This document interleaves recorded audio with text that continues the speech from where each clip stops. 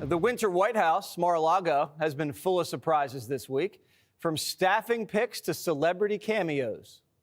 We're in the presence of a really mythical character. Nobody in the world could have pulled off what he pulled off, so I'm in awe. When George Washington defended his country, he had no idea that he was going to change the world. Because without him, you can imagine what the world would look like. Guess what?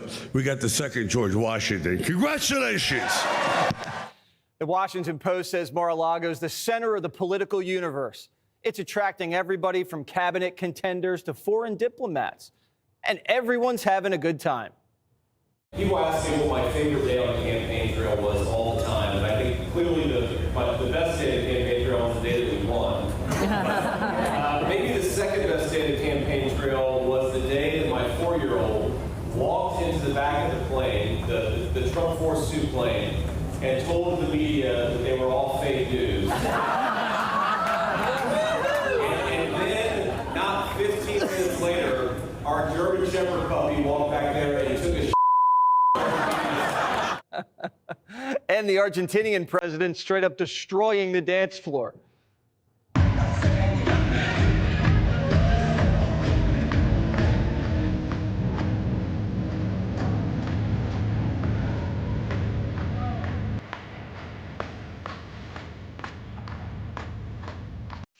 Oh, there's one problem at Mar-a-Lago.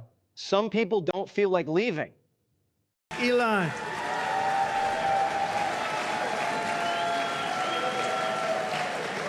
What a job. What a job he does. And he happens to be a really good guy. You know, he likes this place. I can't get him out of here. He just likes this place. And you know what? I like having him here, too. He's good. Elon says, get used to it. He's not leaving. I think this is going to be the most transformative presidency, perhaps since the founding of the country.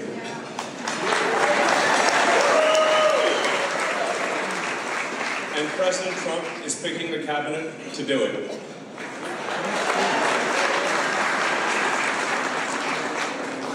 You can see that the choices are people who are actually going to make change. It's not going to be business as usual. We're going to shake things up. It's going to be a revolution. And just like revolutionary times, America's on a land grab. Trump world is talking about buying Greenland again. And the cabinet's filling up. This just in. Caroline Leavitt has been named White House press secretary. She's 27, just had a baby, and she was Trump's campaign press secretary. Remember this? It takes someone 5 minutes to Google Jake Tapper, Donald Trump, to see that Jake Tapper has consistently, we're going to stop this interview if you're going to keep President attacking Trump my colleagues. Adolf Hitler. Ma'am, I'm going to stop this interview if you continue to attack my colleagues. I would like to talk about Joe Biden and Donald Trump, who you work for. Yes. If you are here to speak on his behalf, I am willing to have this conversation.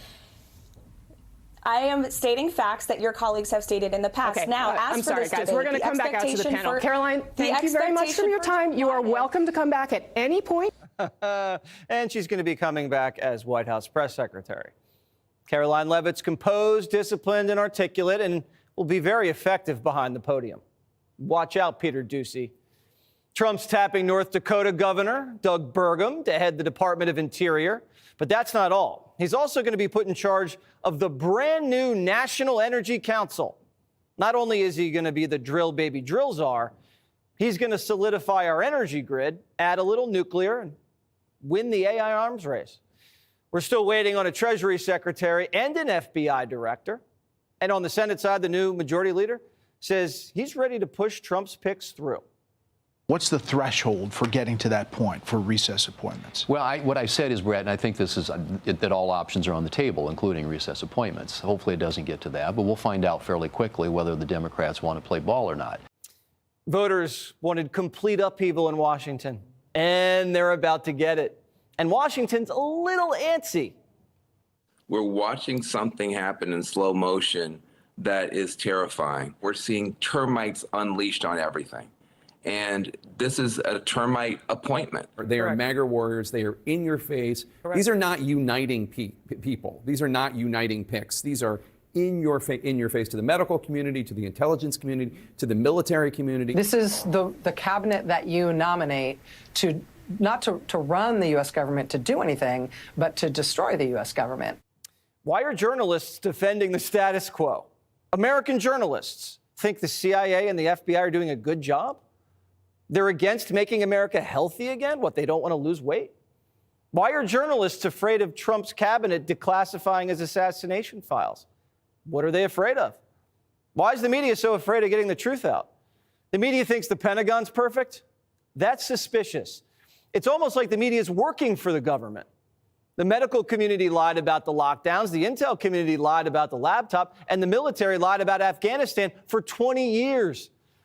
Thousands of federal employees need to be fired, and their documents better not be destroyed before the cavalry comes in. Democrats can't believe Trump's about to clean house because no one's ever done it before. These three essential roles might be led by individuals with no requisite or relevant background, and in fact a history of just kind of outrageous and. But I guess my point is, didn't America vote for this? Isn't this what people, they saw it, they voted for it? You know, from my perspective, it is shocking. It is not surprising, but the American people, and certainly the people I represent, are good people. People running these agencies with relevant background is why we're in this mess. It was all just a bunch of insiders failing up and then covering up. Instead of trying to understand who Trump's cabinet is, what they believe, and why they're there, the left's calling Tulsi and Pete the same thing they called Trump, racist Russian puppets. The American people shrugged that off last Tuesday, but they're still not listening. She's considered to be essentially, by most assessments, a Russian asset, and would be the most. Is that how you dangerous... consider her? Is that what you consider her? Oh yes, there's no question. The Secretary of Defense nominee, Peter Hegseth. This is someone who, you know, is known to be a white supremacist, known to be an extremist, whose platform, whose book is basically about his opposition to the advancement of black officers to the top brass. I would just say that Hegseth would say that he would deny strenuously he's a white supremacist. He has, I just want to so did Trump. Put that in the record. If Tulsi wants peace, she's a Russian asset. Or maybe the war's unwinnable and she's smart to end it before everybody winds up broken dead. Why is everybody afraid of having that debate? Prove it's winnable. I'm open-minded. And Pete not believing in DEI doesn't make him racist. It makes him a believer in merit. That's what most Americans believe in. That's what Martin Luther King believed in. Here's a black member of the Obama cabinet who says Pete's rock solid.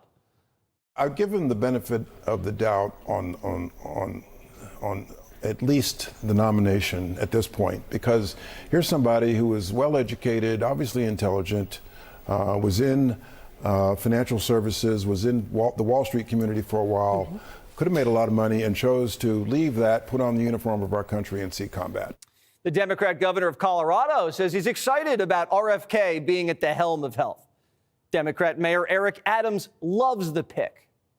You heard us talking about RFK Jr. being the head of HHS. What do you think about that appointment? Let's be clear. We have a real problem with our food in our country. And we need to watch what we're feeding our children. And what is the major problem, do you think? Too much hormones.